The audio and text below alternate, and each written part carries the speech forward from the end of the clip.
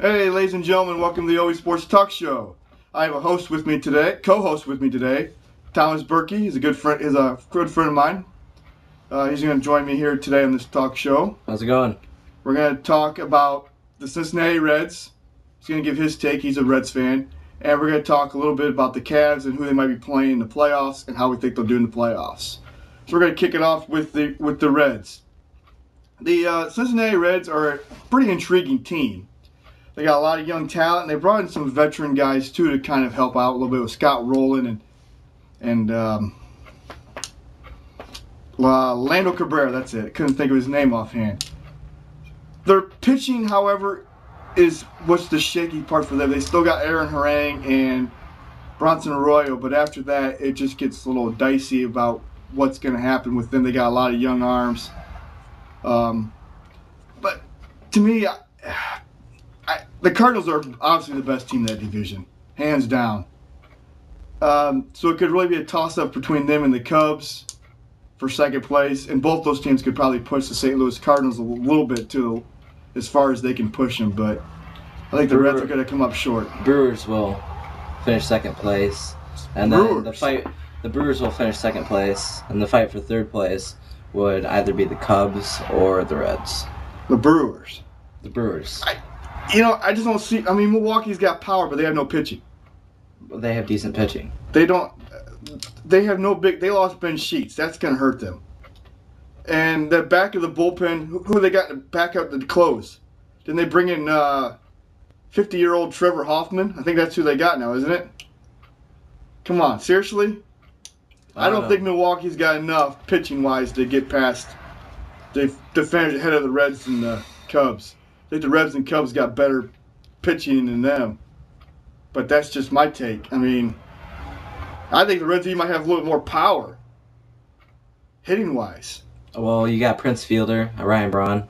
Well, Reds got Jay Bruce and Jay Votto. Jay Bruce. Let's go to Jay Bruce right now. Jay Bruce is not that great of a hitter. I'll tell you that right now. He has power. He's turning into an Adam Dunn. He either strikes out or hits a home run.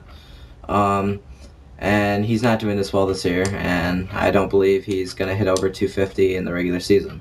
He's young. He is young, but he's just the Reds have to realize he's not as good as people think he is. And I'll talk. I think he's underestimated. I think he's underestimated. Really? Yes. Jay Bruce, we're kind of watching him. I didn't watch a whole lot of him because I followed the Indians more than I followed the Reds. But Jay Bruce kind of reminds me of a young Ken Griffey Jr. or even a young Mike Cameron. No, seriously. No, Bruce that boy can hit. He's a good doubles guy. He's a good home run guy. I'd take him on my team in a heartbeat. Bruce is young, and he could develop into a great player. He definitely has power, but he barely has any contact. He needs to work on something other than getting beyond the stands. It'll take time. You gotta work that, and that's the thing is they can work with him on that. He's still young. He can adjust to that. I still think he is gonna be I think he's a Hall of Famer. Might be a little bit of a stretch now to say how young because he's young, but he's got the potential to be a Hall of Famer. You cannot argue with that. He has tons of potential. I wouldn't make accusations about Hall of Famer just yet. I said he's got potential to be a Hall of Famer. He has potential, but not Hall of Fame potential. Not yet. He has to show something else to prove that he has Hall of Fame potential. But let's switch the subject and go to Joey Votto, who does have Hall of Fame potential, and who is by far my favorite player in the Reds.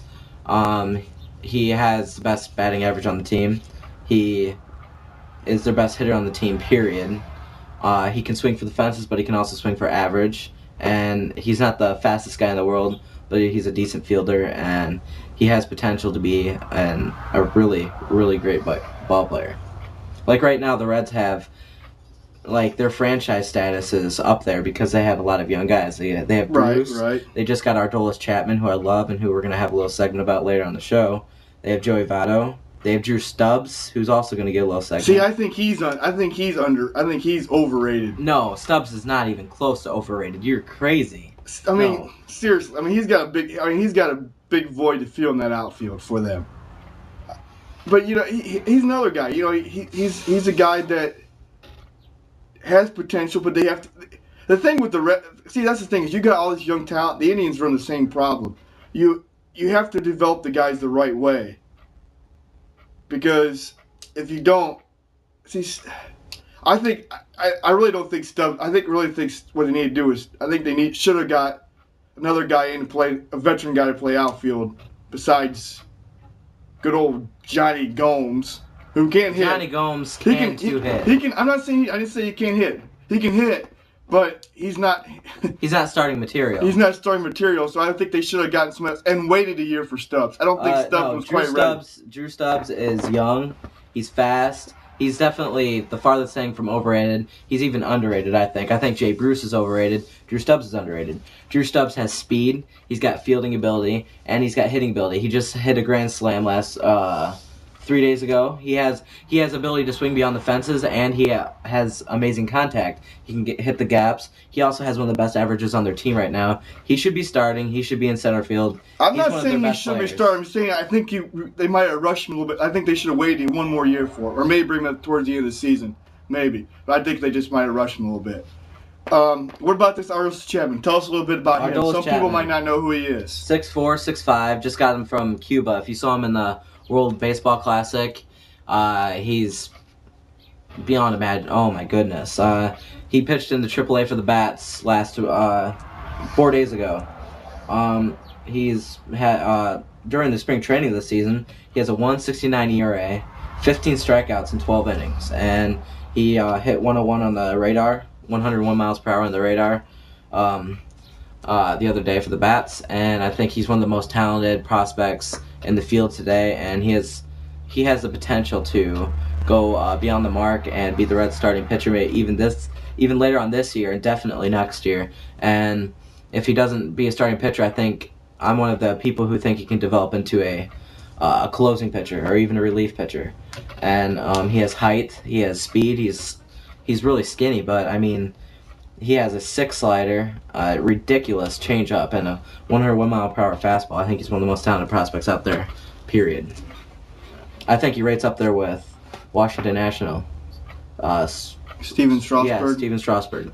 I think Chapman has, what it sounds like, Chapman probably has a little bit more of an edge on Strasburg, partly because Strasburg's with the Nationals and Chapman's with the Reds. But the thing with the Reds, I don't think they need to rush. I don't think you rush them. I think you take your time with them. Obviously, I think that's the best thing to do. Obviously, yes, because as we're closing with the lap, we got about a couple more minutes in here. We're going to. Yeah, we could. We could. The thing is with Chapman, a lot of young pitchers. I mean, Cleveland did this too. You don't rush those guys. I know you might get in a little bit of a panic mode when your big name guys go down. But you don't rush those guys. Give those guys a little bit of time, especially a guy like your young talent. The Indians they really rushed a guy by the name of I think it's Adam Miller, who had dominant stuff. They just kind of rushed him a little bit, and he's probably never gonna be the same pitcher at all. And I think they should take their time with Aroldis Chapman. Wait till next season, if not after the All-Star break, maybe just a couple games. Maybe start him in relief, or maybe even not a closing pitcher yet, but I think maybe a relief pitcher, bring him in, and if they can, develop him throughout the offseason next year, and develop him into a fantastic starting pitcher that can pitch next season. Right. And we also have a good field in starting pitchers. We have Homer Bailey, but Yeah, they got some young talent. This will close part 1 of this segment. We'll come back and we will talk about the Cavs and their playoff opponents and how we think they will do. But you watch the Reds this year. We'll be lucky if we hit 500, and I hope we hit 500. Thank you for always listening to We Sports Talk Show. This is your host, Obi. Thanks for having me.